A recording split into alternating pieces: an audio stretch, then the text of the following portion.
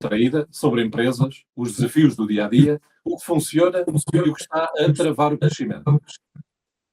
É um podcast onde, mais do que falar de ferramentas, queremos falar de histórias reais, experiências e ideias que ajudam negócios a crescer com estrutura.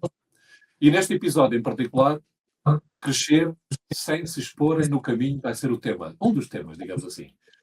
Hoje temos aqui o Jorge Miranda, que conheço há alguns anos, voltámos a reencontrar-nos.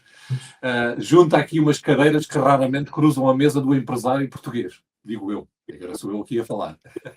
Na CSO, da Chief Security Officer, lidera a estratégia de pessoas, processos, tecnologia e segurança e na N4A Consulting trabalha ao lado prático. Eu creio que ajudas mais as empresas a transformar requisitos regulamentares, seja a NIS2, a RGPD, etc., em estratégias que vêm ser aplicadas com IA a acelerar este trabalho de compliance, hoje em dia, tem que ser, e coisas que antes demoravam meses, acho que agora conseguimos fazê-la de forma muito mais rápida. Eu acho que o Jorge tem um perfil raro, mesmo do ponto de observação, como é que se precisa de proteger, do lado que precisa a parte regulamentar a funcionar e sem paralisar o negócio. Acho que é muito, muito importante essa parte. Hoje vamos abordar aqui um tema que eu acho que o Jorge vai contribuir a mais de 100%, a 200% ou 300%. São pessoas, processos e tecnologia, a segurança e a compliance que precedem a inteligência artificial. Acho que vai ter aqui muita temática, Jorge. Porque, na realidade, ninguém automatiza o caos com confiança. Os negócios e as normas já não dão margem para termos improviso nas empresas, eu diria. Acho que este tema é bom para a gente começar depois. Mas, Jorge, obrigado por juntares a esta conversa. Para quem ainda não te conhece, quem és tu, qual é o teu percurso, que histórias é que podes trazer para aqui? Tudo, diz-me tudo. Obrigado, Jorge. Força. Obrigado, Humberto, por esta oportunidade. Eu gosto de resumir aqui o meu percurso como um homem que dedicou, do ponto de vista profissional, a sua vida à segurança do mundo digital. Ou seja, a minha gênese começa na segurança da produção de software ainda nos finais da década de 80 e desde aí tenho, de uma forma geral, desde o desenvolvimento de software até à infraestrutura, até às aplicações, digamos, então a tipo de brincadeira que desde o Layer 2 ao Layer 7 já passei por tudo. Sempre na perspectiva da segurança. E no fundo, tenho tido experiências interessantes do ponto de vista técnico, na implementação, de facto, de mecanismos de segurança, que hoje, em termos de compliance, toda a gente se chama de controlos, mas que, de facto, no nosso tempo e neste novo século, de facto, há aqui uma preocupação muito grande em cumprir com práticas. E, inclusivamente, os nossos governantes e a nossa estrutura política da Europa percebeu-se que o mundo digital já fazia parte das nossas vidas de uma forma tão importante que é preciso regular. E eu diria que começámos a assistir neste momento à regulação do mercado digital, que era algo que de facto necessitava.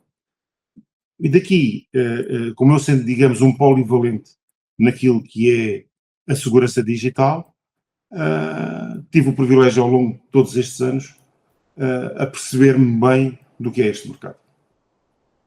Muito bom. E eu, além de trabalhar com empresas ao longo dos anos, obviamente, empresas de todas as dimensões e empresas muito grandes, até nestas áreas que referiste, aqui nos últimos 12 meses, há aqui uma entrada que também falaste, entrada de normativa muito específica e também temos o advento da inteligência artificial generativa nas empresas e a pergunta aqui seria, tu tens acompanhado, eu acho que tens mesmo um supersónico, tens acompanhado toda esta mudança ao longo dos anos, desde os anos 80 até agora, muito, sempre em cima do acontecimento e sempre à frente, eu diria. Eu tenho acompanhado também algumas das tuas coisas, no LinkedIn e tudo.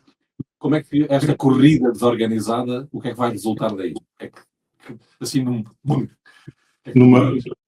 ponto de vista muito pragmático, Vou aqui fazer uma comparação, que é a comparação com um seguro. Nós, quando compramos um seguro, cobrimos risco. E, normalmente, o risco tem a ver com exposição. E isto é a base de tudo aquilo que é segurança, seja em que momento for, que é a superfície de ataque. Eu quando quero aproveitar a fraqueza de um sistema, de uma pessoa, de um edifício, seja daquilo que for, eu primeiro tenho que conhecer muito bem o quê? A superfície. E a superfície é a exposição ao risco. Aí, respondendo à tua pergunta desta forma, aquilo que eu te digo é que é óbvio que com a inteligência artificial a exposição ao risco vai crescer, é mais que exponencial, é logarítmica. O crescimento é logarítmico. E porquê? Porque nós, neste momento, como aconteceu no passado, em relação, por exemplo, às redes, nós hoje, do ponto de vista da inteligência artificial, a superfície está totalmente exposta. Ou seja, a maior parte do mercado, a maior parte das pessoas estão totalmente expostas ao risco. E o que é facto é que estas normas, e estou a falar das ISOs, que não são mais nada menos que boas práticas, como das leis, que é a lei número 125 de 2025, conhecida como NIS2, vem fazer o quê? Vem, de facto, obrigar as organizações a começarem-se a movimentar neste sentido. Conhecerem quais são os riscos associados à sua própria atividade. E quando olhamos para organizações das quais nós, enquanto sociedade civil, dependemos, e estamos a falar das companhias de águas, das companhias de eletricidade, das redes de distribuição, que nós hoje sabemos que são o quê? São superfície de ataque, inclusivamente para guerras, para cyberwar. E está perfeitamente assumido entre todas as nações do mundo que é mais uma vertente bélica que existe. Ora, nós tendo esta noção, temos que nos defender. E toda esta consciencialização e de algumas normas passarem em leis não é nada mais, nada menos do que isto. Nós estamos apenas ainda, nesta fase, a tomar consciência, ou seja, nós estamos a conseguir fechar as portas do passado. Hoje em dia eu diria que já existe uma boa maturidade em todas as organizações naquilo que se trata da segurança das comunicações. Aí já temos uma forma organizada, estruturada, mapeada, que inclusive conseguimos auditar, conseguimos responder a risco, responder a incidentes. Porquê? Porque já conhecemos. Agora, existe um novo mundo, está completamente exposto. Isto, a segurança é sempre um ciclo que se reinicia. E neste caso o ciclo está a ser muito mais acelerado, na realidade, pelo que está a acontecer. E tu tens vivido na CSO todos os dias, leva à adoção de medidas capazes de compliance e de segurança, etc. Bem como na R4A, em que fazes compliance e adoção seguras no AI e tudo mais. Tu tens aqui dois bons chapéus, que eu acho muito interessante, não é? Que nem toda a gente consegue ter essa percepção dos dois lados. E agora queria-te lançar aqui provocações do teu lado. Deixa-me só aqui terminar só para a provocação. Então, diferença entre usar a inteligência artificial e expor a empresa à inteligência artificial? Entre aspas. O chat GPT é seguro porque a OpenAI é grande e Shadow AI, funcionários a colar contactos, listas, já falámos um bocadinho sobre isso também no outro dia. Ou seja, mal feita aqui a comparação, entrar pelas portas das traseiras e o que é que os empresários portugueses, neste momento, estão a deixar perceber, a deixar passar e sem perceber nada. Ok, estamos já começar pelo primeiro ponto. Se não te importar, fazemos isto ponto a ponto. Eu gosto de raciocínios estanques. Gosto de raciocínios estanques em cada um dos. É só um desafio, está a dar bom? Em relação o primeiro desafio é eu comparar AI com expor, entre usar e expor o AI. Ou seja, a empresa está a usar ou está a expor o AI à AI, à inteligência artificial. Eu acho que tem muito a ver com a superfície que falavas e a forma como é que o dono dos dados usa nas prompts e o que é que está a ser usado e o que é que sai do outro lado, não é? Eu vou mais longe. Nós sobre isso temos de ter sempre várias perspectivas. O que é facto é que hoje, se formos olhar, por exemplo, para a lei número 125, de certa forma, já está subjacente aquilo que são os problemas do AI. Mas vou ser concreto. Depende sempre, lá está, da superfície. É a questão dos esforços.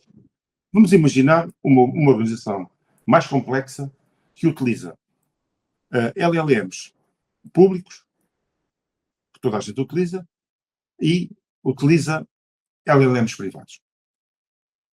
Existe aqui já 2 ou 3 domínios. Um domínio é o domínio dos dados e da informação que existe dentro da nossa organização e que são motores que estão preparados para as especificações do nosso negócio. Okay? E temos os motores públicos que têm um conhecimento mais generalista sobre todas as outras temáticas. Mais abertos, sim. Mais abertos. Ora, antes de mais, nós temos que perceber o que é, de facto, o que é que a nossa empresa é. Temos que olhar, tradicionalmente, como sempre olhamos para os processos de negócio. Perceber aonde é que a inteligência artificial, de facto, vai ser vantagem competitiva, porque é, para a maior parte dos negócios hoje, e principalmente para os negócios do mundo digital, que ninguém duvida disto, é uma vantagem competitiva. Okay? Mas, na prática, precisa de ser governada. Quando vamos utilizar determinado tipo de tecnologias, nós temos mais ou menos definido na nossa cabeça um governance. Vou utilizar aquele stack, vou usar aquela base de dados, vou usar determinado tipo de aplicação para fazer revisão ao meu código, vou usar aquele firewall que me vai proteger o front-end do back-end, ou seja, do ponto de vista de governance, continua a ser tem que ser o ser humano a fazer. Não vai ser a máquina. Aquilo que eu diria é, a máquina vai substituir trabalho mecânico. Vai ajudar sim o arquiteto a concretizar aquilo que vai de encontro àquela companhia e àquela superfície. E depois, com certeza, temos que olhar sempre para os vetores que fazem aqui parte. A segurança vai ser um deles. Ora, se eu vou usar, vamos imaginar, um SAP na minha organização, eu vou olhar para o SAP do ponto de vista de quê? Do ponto de vista da segurança. E para olhar para o ponto de vista da segurança, eu vou ter que olhar para outros mundos, vou ter que fazer drill down noutros mundos. Vou ter que fazer drill down no mundo da infraestrutura, vou fazer drill down no mundo das comunicações, vou ter que fazer drill down no mundo das aplicações. É preciso ter a noção de exposição, lá está. Se eu tiver muitas proteções ao nível de layer 2 e de layer 3 e do ponto de vista da aplicação não tiver proteções, ou seja, eu vou ter que definir uma estratégia de segurança, assim como defino a minha estratégia de negócio. Essa parte é a parte sempre não se percebe aí muito bem o risco às vezes. Eu sei que há prioridades nas empresas, mas vamos aqui a outro ponto, Jorge. O Shadow AI que está na ordem do dia, com várias empresas a nível mundial, até, que é o tal colar contratos, clientes, dados de saúde, código-fonte, como isto nos chats GPTs da vida pessoais, das pessoas que estão na empresa, sem ninguém saber. Ou seja, há aqui o tal Shadow AI, não é? Há aqui uma complexidade destes temas que parece que também, se calhar, está ligada a conformidades, a de governance e a estratégia, digo eu, não sei. Está. Mas é isso mesmo, porque um exemplo simples que toda a gente consegue achar. Eu, quando estou na minha casa a dar uma prompt ao chat GPT, ao Claude, basicamente essa informação, e muitas das vezes, como eu percebo que a eficiência da inteligência artificial é de facto uma coisa boa e vai acelerar o nosso mundo, e nós gostamos de coisas muito rápidas e de resultado muito rapidamente, nós estamos provavelmente já a fazer a filtração dos nossos próprios dados. Porquê? Vamos meter chaves, vamos ter passwords. No caso, por exemplo, do Claude, eu vou querer que ele me vá entrar no meu site e que vá lá ter as minhas passwords. Se nós olharmos para isto do ponto de vista do mundo tecnológico, isto é maravilhoso. Mas depois basta pormos na perspectiva de alguém de segurança para perceber que eu tenho que saber o que é que estou a pôr fora da minha organização. E isto não tem que ser na organização. Isto é a nível pessoal. A nível da organização, muito pior. Muito pior. Ainda por cima, se eu cumprir com o NIS 2, se eu tiver que cumprir com o NIS 2, muito pior. Se a minha empresa for alinhada com a 27001, já estou a violar tudo e mais um par de botas. Sem saber. Olha, E hoje, fala aí dessa parte que eu já outros exemplos. O governance, há bocado falava de governance. O governance, nesta vertente que estamos aqui a falar, a simples utilização de vários motores e de vários LLMs implica custos financeiros para as organizações. Nós devemos ter mecanismos de routing para escolhermos o motor mais adequado à tarefa que eu vou realizar ao custo mais baixo. Essa é uma análise da TCO, não é? Do custo de oportunidade e a longo prazo, não é? Temos que olhar para isso. Até porque o mundo vai mudar e está a mudar muito rápido, como já sabemos, e vai mudar ainda muito mais rápido, ou muitas coisas vão mudar. E provavelmente aquilo que estás a referir, entre outras coisas, é que a estratégia, tanto a vários níveis, é por aí que se começa. Eu iria um bocadinho, agora provocando outra vez, como nós falamos há muitos anos também de pessoas, processos e tecnologia, tu já referiste aqui que é a base de todo o teu trabalho desde sempre e vai continuar a ser. Nós também, na nossa área, aqui a minha sardinha, digamos assim, são processos, são pessoas, processos, CRM, automação e depois inteligência artificial em cima disso. Mas o que nós temos, e eu gosto muito da palavra back to basics, ou voltar à base. E o que temos notado em empresas de diferentes dimensões é que estão a fazer a coisa ao contrário. Ou seja, parece com a ferramenta, e agora não só AI, não só a inteligência artificial, tudo o resto, começa a olhar para a ferramenta e na tua experiência de vários anos, quem inverte esta ordem na componente de segurança que já referiste e no AI, o que é que vai acontecer? O que é que achas que pode acontecer? Ou não é prática que consiga implementar as coisas como deve ser? Assim, lá está. Voltando ao assunto desses, voltando à base. A tecnologia e a utilização da tecnologia surge porquê? Mas só do ponto de vista das empresas.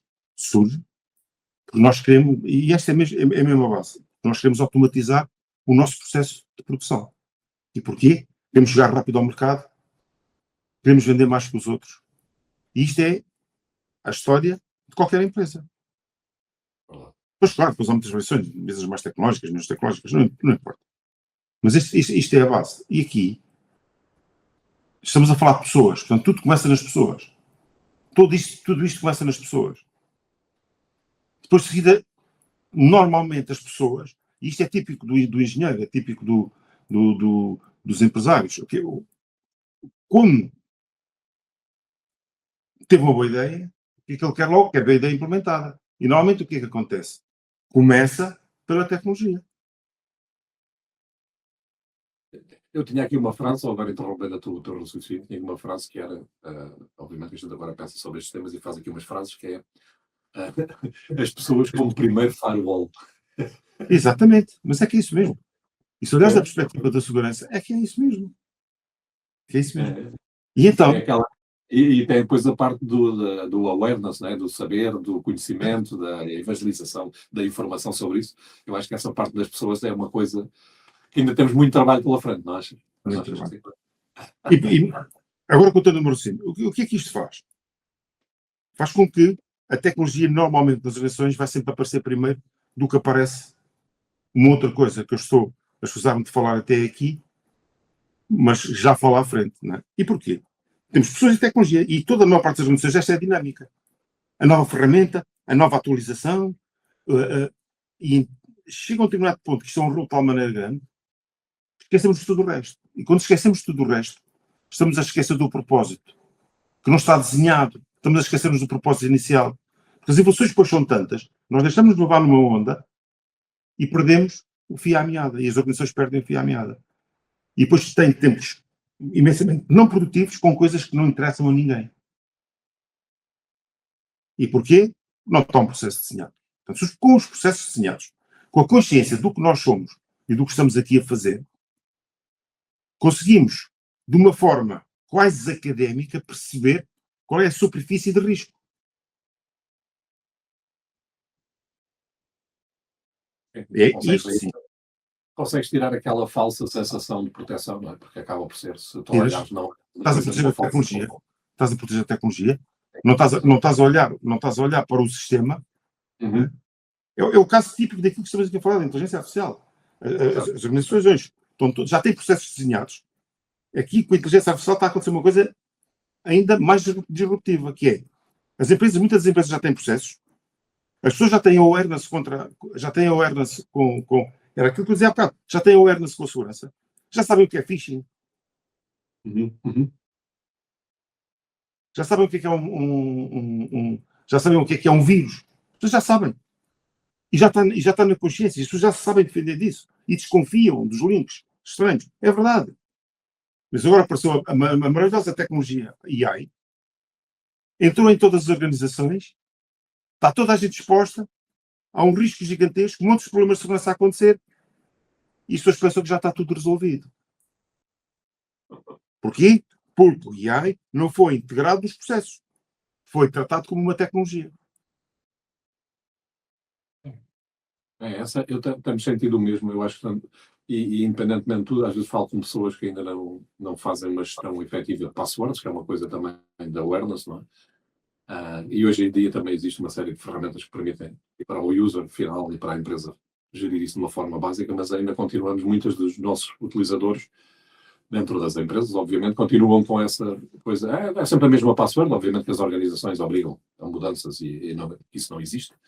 Mas ainda continuamos muito com um bocadinho dessa mentalidade. Eu acho que ainda carece um bocadinho mais de awareness e agora, como tu dizias, com o mundo rápido que está as mudanças estão a acontecer e a inteligência artificial, isso vai ser uma coisa que o awareness e o conhecimento tem que ser exponencial também. Temos que acelerar isso. Ontem achei uma piada que eu, por acaso, não concordo muito, porque basta nós observarmos um bocadinho como é que o mundo anda. Mas, por acaso, ontem o Papa fez uma alusão, não sei se reparaste nas notícias, à inteligência artificial. Não parei. Fez. E pediu o favor de pararem com a utilização da inteligência artificial, que era uma arma. Eu só não concordo com ele, porque acho que o ser humano, desde que chega a um determinado ponto, nunca volta atrás. Até pode andar escondido, mas já não volta atrás. Portanto, isto não tem... A revolução é maior do que a capacidade de definição. E eu estava a ouvir, e sabes o que é que me passou na cabeça? Quase comigo a falar para a televisão. Sabe como é que isso se resolve? Com compliance.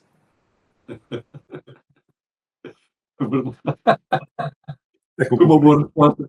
Tens de fazer uma audiência com o Papa e dar-lhe, olha, vamos falar de compliance. Muito bom. Olha, e nessa linha da compliance, muito interessante esse ponto. No regime jurídico da cibersegurança tem vindo a transpor coisas, não é? E a mudar, a NIS 2, entrou em 26, não é? Em abril agora de 26. E há multas.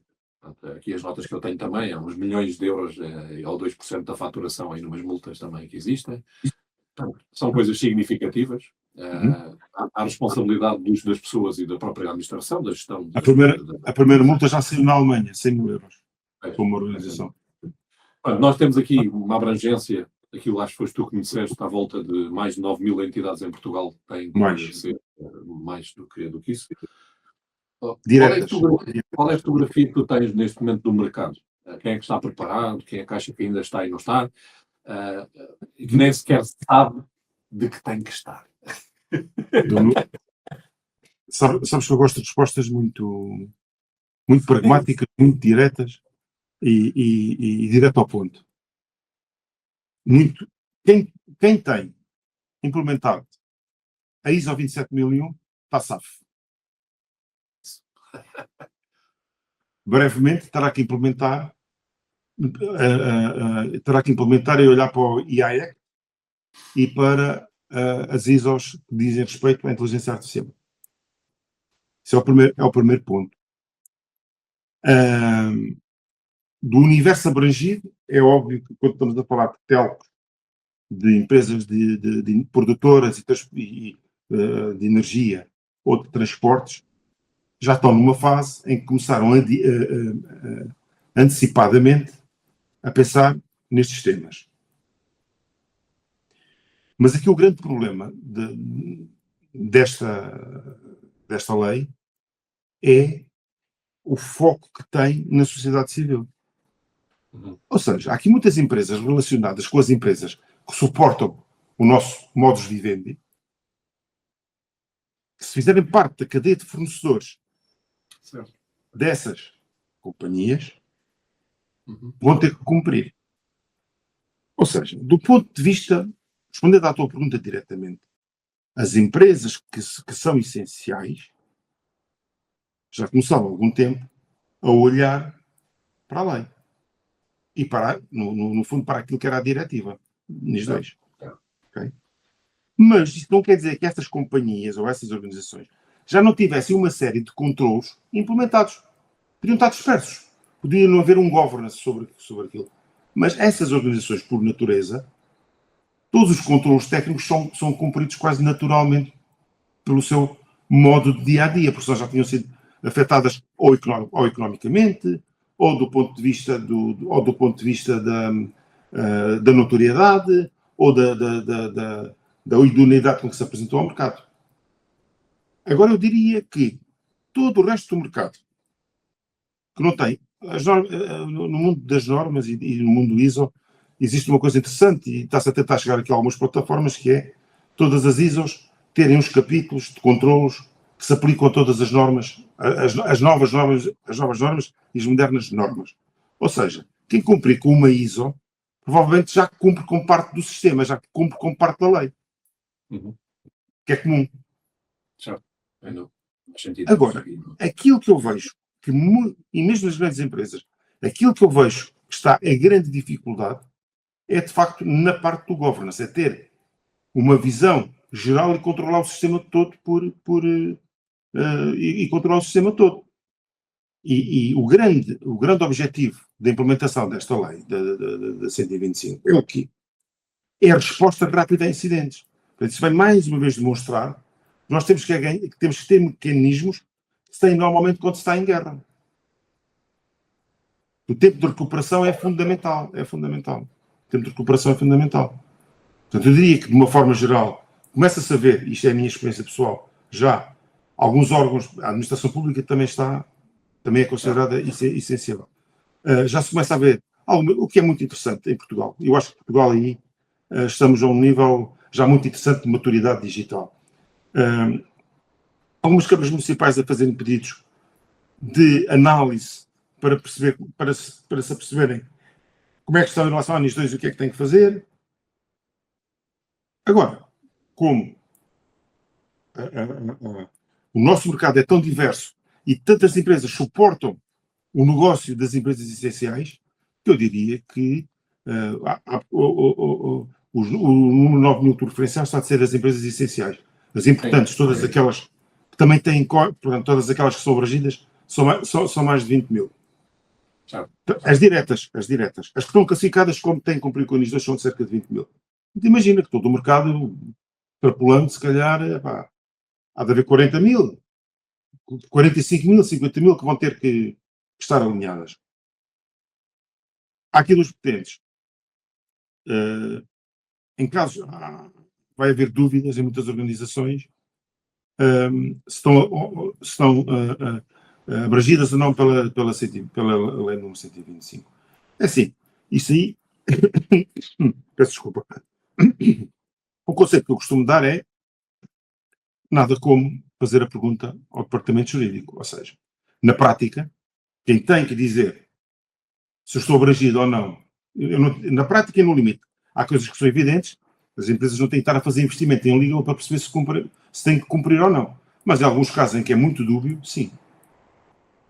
Tem aqui, isso leva a uma outra questão que tenho aqui ligada a essa, mas antes de entrar nessa questão, aqui há dado que esta lei e a RGC, o Regulamento Jurídico de Cibersegurança, refere que o responsável máximo é a administração, o gerente, o dono do negócio, digamos assim, o responsável pelo negócio. Existe aquela questão do erro de delegar somente no departamento da IT e que pensa que está tudo resolvido? Aqui, nisto esta nova lei é muito clara. Tem que haver alguém ao nível do board que é o responsável pela aplicação da lei. E, no limite, se for provada negligência, o responsável pode ser acionado individualmente. Okay. Mas é muito importante porque estamos a falar das tais milhares de empresas, porque também estamos a falar das essenciais, que são aquelas que tocam no consumidor final, como tu referiste, saúde, etc. Há várias, não é? Há várias. É o consumidor Para as essenciais e para as importantes. E para as importantes. Depois temos o restante mercado, que são muitos, e que isso também vai impactar todas essas empresas. Não é? Vamos imaginar aqui um case study. Eu sou fornecedor de software de uma grande companhia de logística que suporta a sociedade. Okay? Eu, como construtor de software, não tenho que cumprir com a NIS 2. Se esta empresa de logística for consciente, já me obrigou a cumprir.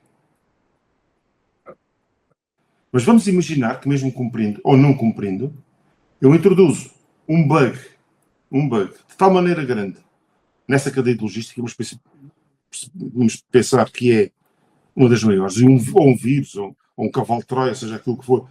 Sou eu que introduzo na cadeia do meu cliente um problema tão grande que faça com que aquilo pare tudo durante, vamos imaginar, um mês e ponha em causa o abastecimento de bens essenciais ao mercado.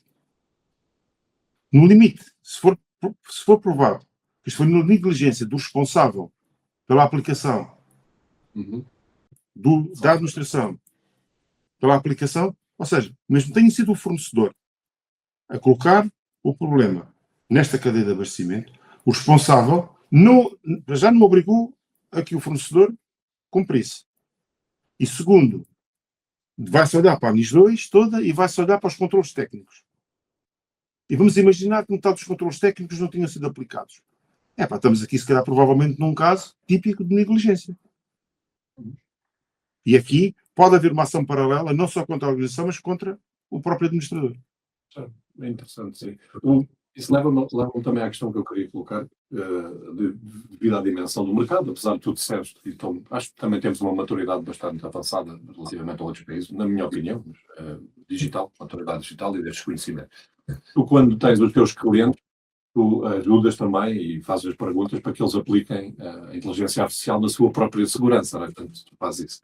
Eu sei que tradicionalmente este tipo de compliance levam 9, 12 meses, mas também sei que tu, usando internamente nos teus métodos, na forma como estás a usar a AI para ti e para mapear, e para os teus clientes, obviamente, a mapear riscos, evidências que geras, a escrever as tais políticas, a ajudar uma PME, vamos pensar assim agora, a chegar à conformidade, se calhar consegues em algumas semanas ou um trimestre, 3 meses, alguma coisa do género, diria eu. Aqui lanço-te o desafio, porque essas empresas também precisam de saber que têm alguém, têm capacidades, podem ser atendidas não em 12 meses ou 24 meses, mas se calhar em 3. Isso é uma Certo, realidade.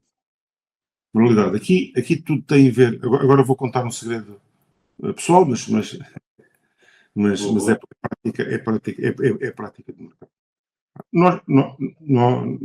E digo isto também um bocadinho em tom de brincadeira. Nós não temos de ter tudo feito. Nós temos é que demonstrar que começamos por algum lado. Okay? Mas olhando para uma norma ou para a NIS 2 de uma forma muito pragmática, o que é que no fundo nós temos que fazer? É proteger os sistemas. Os quais sistemas? Todos. Não, são aqueles que interessam. Há aqui um trabalho muito grande, que é o trabalho da clarificação do âmbito. Certo. Provavelmente, para a NIS 2, vamos imaginar um negócio onde existe um sistema proprietário altamente tecnológico de fabrico. Altamente tecnológico de fabrico. E que não há exposição de dados, e aquilo é controlado, e utilizam-se LLMs próprios, até já tem um determinado tipo de segurança. Eu, do ponto de vista de negócio e de NIS 2, eu só tenho que me preocupar com a segurança interna daquele sistema, não tenho que me preocupar com mais nada. Agora, daquilo que sejam interações com o exterior, relações com fornecedores, relações com outras organizações, transferências eletrónicas, trocas de dados, possíveis fontes de contaminação, lá está a superfície. Isso aí sim eu vou ter que considerar ativos críticos e vou ter que entrar para a minha análise de risco. Isto é uma parte que a máquina não faz. A máquina, eu digo, o AI, não faz. Sim. É aqui uma vertente muito, ou seja, por cima de toda da camada de compliance, há aqui uma vertente muito prática, que é aquela, e voltando outra vez ao desafio que tu me lançaste a meio da nossa conversa, que é, vamos voltar à base. O que é importante? Quais são as pessoas que estão envolvidas no processo? O processo está desenhado? Qual é a tecnologia? Onde é que temos de ter o nosso foco? Depois, a partir daí, o AI vai-nos ajudar totalmente. Constrói-nos documentos, escreve-nos documentos, faz análise de risco, depois nós temos a nossa matriz de risco. Nós definimos o nosso negócio. Claro. Sim. Portanto, essa parte é mesmo feita, brincando aqui um bocadinho, à maneira antiga. Nós temos que saber o que queremos do nosso negócio. E a mesma reflexão podemos fazer sobre nós próprios e sobre a forma como nós utilizamos a inteligência artificial. Mas aquela indicação de que isso leva muito tempo, etc., se calhar hoje conseguimos ter, com esses checkpoints, não é? Conseguimos ter aqui a coisa mais rápida para a E temos ferramentas. Olhando nessa perspectiva, claro. E temos ferramentas, e já temos ferramentas comerciais, ok? Que permitem controlar o estado de implementação do meu sistema de gestão de informação. Mas aquilo que eu estou a dizer que não é substituível aqui, aquilo que aqui não é substituível é o nosso negócio. Porque o meu negócio pode ser de fabricar papel. Claro. Mas as particularidades do meu negócio em relação a outro concorrente são gigantes. Sim. E aí temos que olhar para esse aspecto. E os próprios controles tecnológicos que vamos aplicar são completamente diferentes. Aqui podemos ter a vantagem brutal da inteligência artificial aonde? Na parte documental. Certo. Mas mesmo assim, na parte documental devemos ter o próprio sistema de AI alinhado com o AI Act. Precisamos construir documentação. Que por acaso até é confidencial, é documentação interna. E vamos estar a construí-la. Estando a usar a inteligência artificial e não estando a adaptar à nossa realidade, também não funciona. Essa é boa, porque leva-me aqui ao tema aquela coisa, às vezes, das frases de ódio, entre aspas, agora estou a meter entre aspas, que é o AI vai resolver a segurança, vai detectar tudo, antecipar tudo, automatizar e dar resposta a tudo. Outros o AI é a maior ameaça à segurança que já vimos. Então, estamos a falar, obviamente, do lado do atacante e do defensor, não é? Do malware e daquelas coisas todas. Existem. O phishing existe. E depois eles usam a AI tipo de defesa, que é a parte comportamental, tudo automatizado, a redução de ruído, etc. Isto aqui é uma assimetria, não é? Como é que tu vês isso? E eu acho que estamos aqui no final também da nossa conversa, aqui nestes pontos, que é daqui a 2, 3 anos, em termos de compliance, o que é que vai mudar na tua opinião? Como é que tu perspectivas a coisa para que um empresário da administração, um board, em 2026 já esteja aí e não fique para trás? Como é que tu vês a coisa? A burocracia vai fazer com que em 2030 haja a Lei 130. Quer dizer que vamos ter muitas leis muito complexas. Ou seja, em relação ao AI, o AI Act vai ser muito mais duro do que a 125, ok? Então, estamos aqui a falar de coisas que já estão. É aquele exemplo que eu dei logo no início. O mundo vai lá muito à frente tecnologicamente, mas do ponto de vista de governance ainda vamos muito cá atrás. E este gap está a oportunidade para os atacantes e para o aproveitar deste gap e destas lacunas.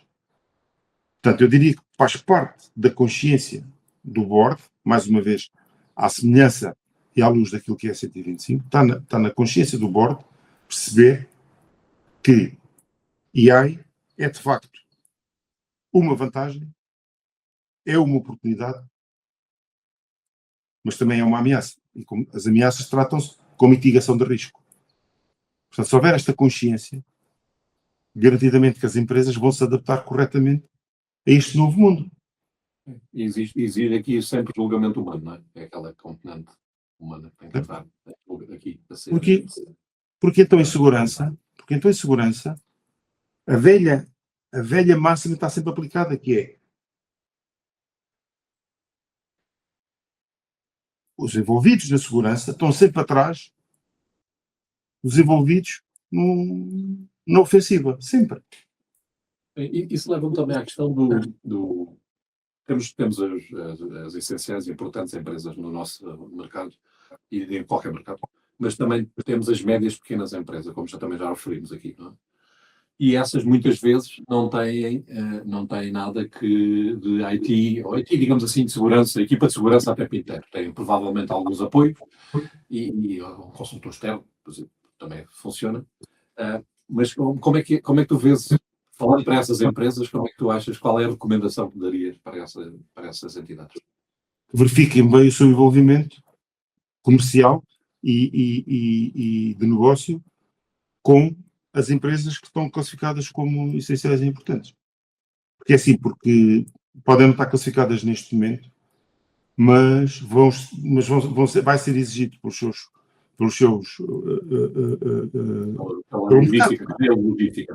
pelo ecossistema, vai ser exigido que tenham. Porquê? Porque garantidamente o administrador de uma empresa que está classificada como importante ou como essencial, não é? Vai exigir dos seus fornecedores cumpram, pelo menos, com determinado tipo de controlos tecnológicos, ou humanos, ou tecnologia, seja aquilo que for. Alguns controlos. Nesse caso podem ter um CISO partilhado, um CISO, Chief Information Security Officer. Não precisa. Sim, podem comprar fora, mas aí eu quase que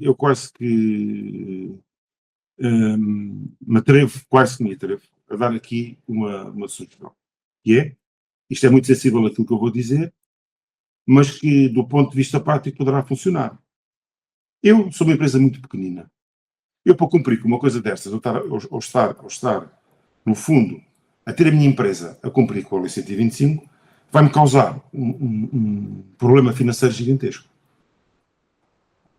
Se o cliente for flexível e aberto a falar, isto passa pela pequena empresa, chegar ao pé do seu cliente e dizer-lhe assim: olha, diz-me lá, o que é que tu queres que eu cumpra e que implemente de forma a garantir que estou em conformidade com o teu sistema?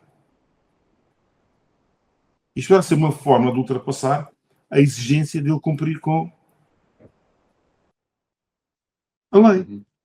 Mas, como tu podes imaginar, se estamos a falar de empresas que já têm área de compliance, área de legal, área de compras, e têm já tem toda esta mecânica, não vão dizer, senhor, olha, eu percebo, mas não dá para fornecer esta companhia, você ou cumpre ou não cumpre.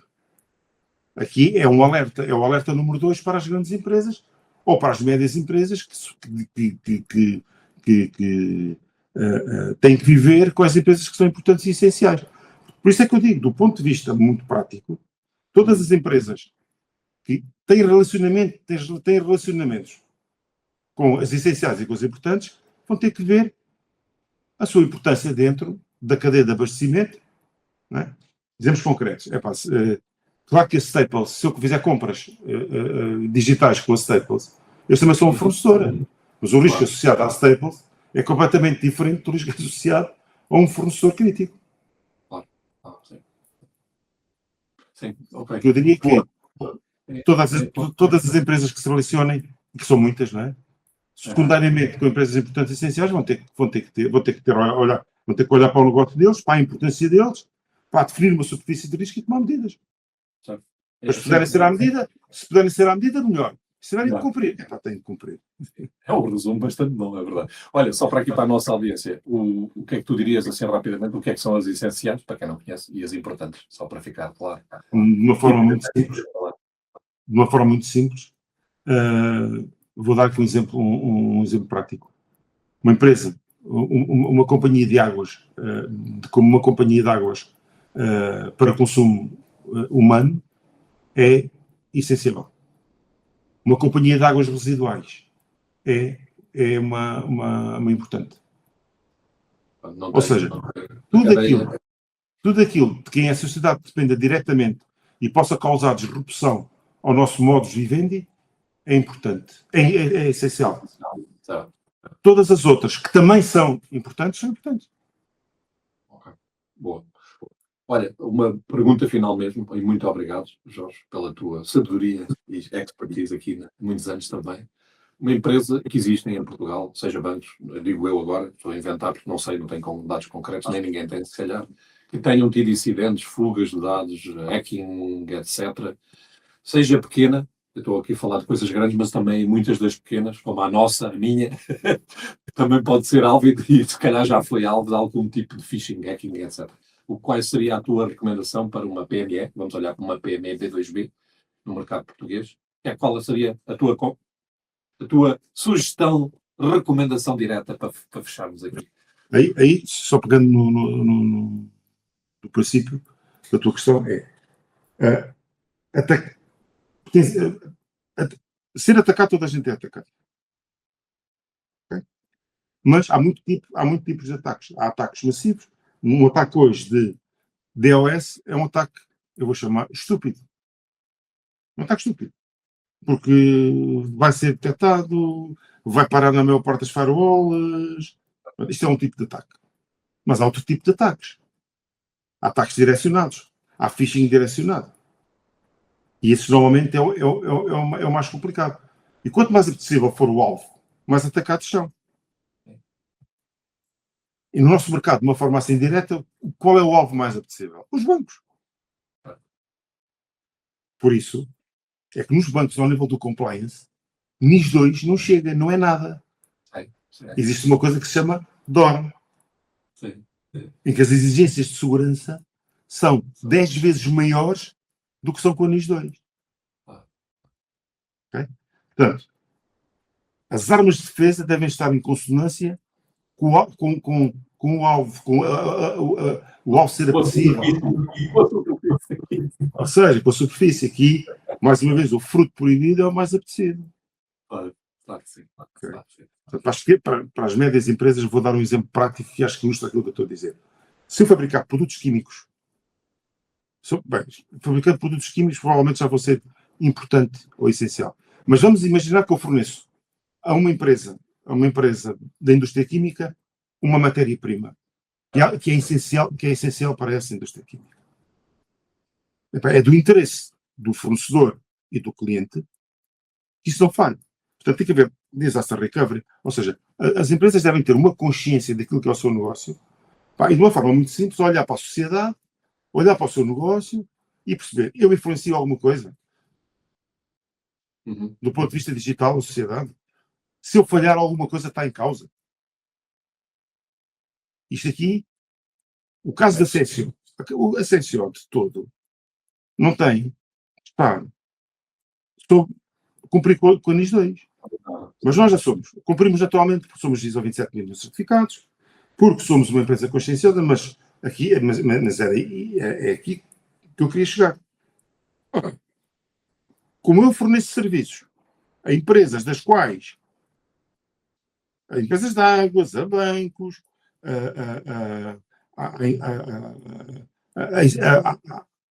não importa, a empresas do setor essencial. Certo. Eu, como fornecedor, já sei, para ir para já a concurso dessas empresas, tenho que estar certificado. Senão, não vou. Eu sou muito pequenino, e a Ascensio é muito pequenina. A N4 é muito pequenina. Mas eu sei que para ir a determinado tipo de negócio, tenho que cumprir. Ponto. Mas faz parte, as pequenas e médias empresas têm que fazer esta reflexão. Vamos imaginar, uma papelaria que apenas tinha uma caixa registradora, não tem que ter NIS2, está fora. Não tem essa competência. Não tem. Bom, eu diria, Jorge Miranda, deixo aqui, CSO, Chief Security Officer, N4A, onde é que, e muito obrigado pela tua disponibilidade e pela tua sabedoria, que eu acho que é muito interessante. Nós já conversamos várias vezes sobre este tema, é sempre um prazer. Quem quiser falar contigo, pedir aqui uma ajuda, saber mais sobre ti, onde é que te pode encontrar, quais são os links, os sites. Tem toda a minha informação no site hoje institucional da N4A e da CSO. E pronto. E posso deixar aqui o meu mail, é jorge.miranda@n4a.pt ou jorge.miranda@cso.pt. E no LinkedIn, eu também te sigo. No LinkedIn. É importante seguir o Jorge no LinkedIn, porque, na realidade, eu acho que ele tem conteúdos fabulosos nestas matérias e sigam-no. Eu acho que e se quiserem falar com ele, já tem os dados agora. Obrigado, Jorge. E tudo bom. Posso deixar aqui a indicação. Responderei a qualquer e-mail, a qualquer solicitação e terei todo o gosto, fora do ambiente, mesmo que seja comercial, em responder a questões e a dúvidas sobre estas temáticas da segurança digital. Já sabem. Obrigado, Jorge. Obrigado. Obrigado, meu Humberto. Obrigado.